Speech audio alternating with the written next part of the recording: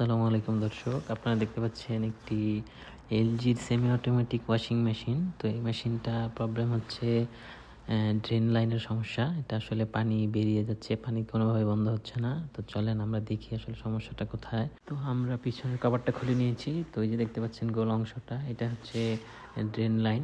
তো এটার মধ্যেই আসলে একটা রাবার আছে, এটাই মূলত পানিটাকে বন্ধ করে এবং এখান থেকে রিলিজ হয়। তো এই যে আমি এটা খুলে নিয়েছি, আপনারা দেখেন।